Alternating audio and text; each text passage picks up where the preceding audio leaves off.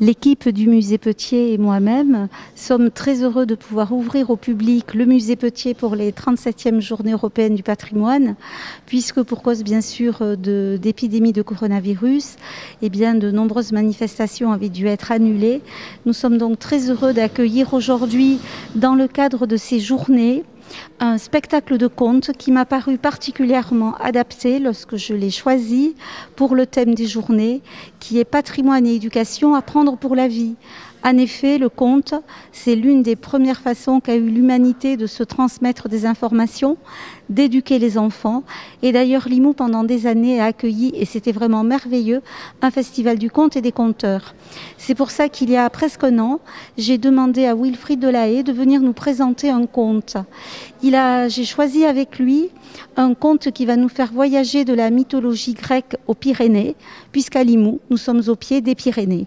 Il sera accompagné par une violoncelliste, Ophélie Humbert-Claude, et je crois que nous allons passer un très très agréable moment dans le cadre intimiste et si apprécié du musée Petier et notamment de la salle Marie Petier.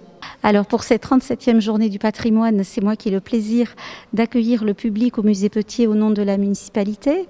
En effet, je ne suis plus adjointe à la culture puisque le nouveau maire Pierre Durand m'a demandé d'être adjointe à la santé.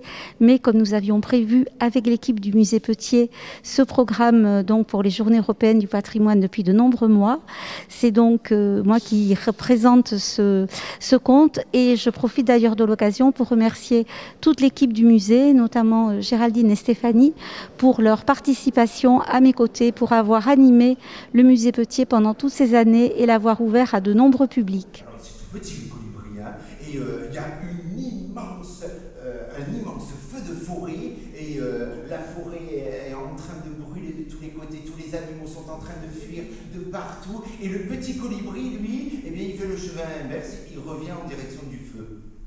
Tout le monde lui dit, mais tous les animaux, hein, quand je dis tout le monde, c'est les animaux, tout le monde lui dit, mais tu vas en direction du feu, c'est pas possible, tu peux pas aller dans cette direction. Et lui il dit, mais si, je vais aller prendre ma goutte d'eau là, qui est dans mon bec, et je vais aller essayer d'éteindre le feu.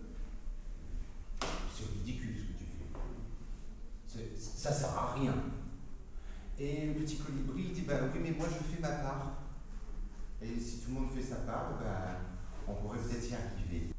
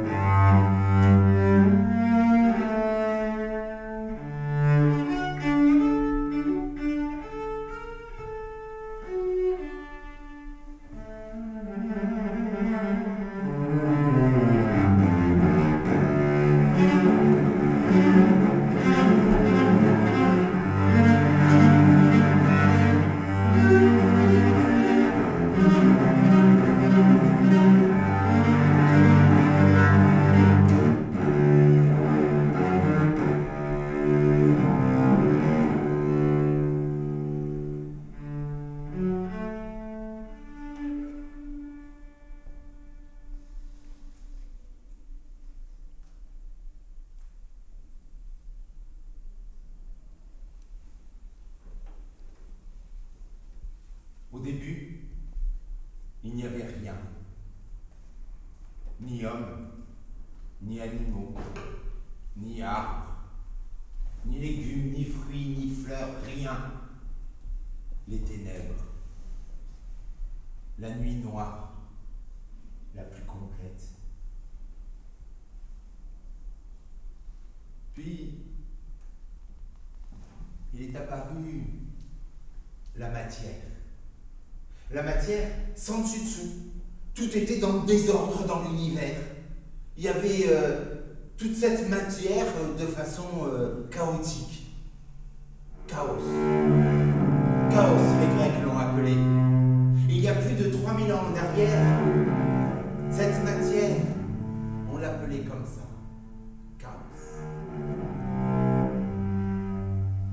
Et le temps a passé. Des centaines de milliers d'années dans cette matière sans dessus-dessous. Jusqu'au jour où il y a eu une forme toute ronde. Gaïa.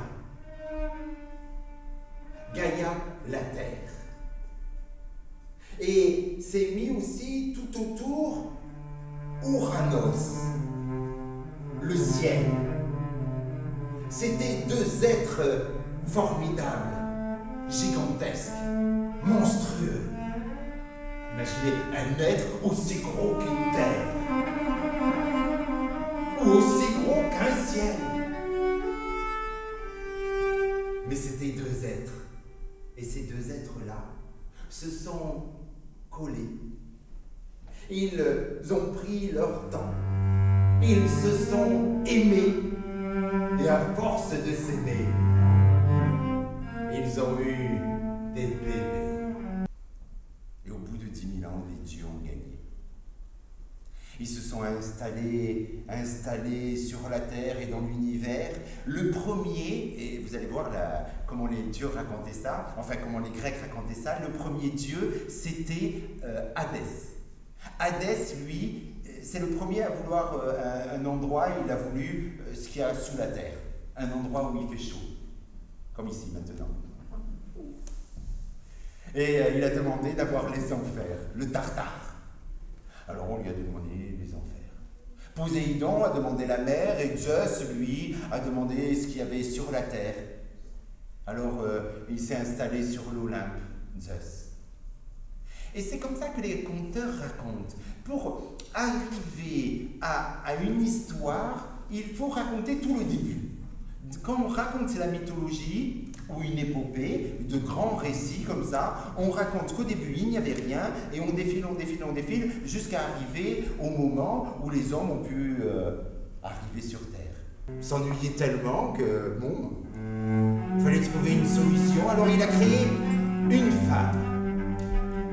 La première femme, elle était tout en or, la belle Pandore.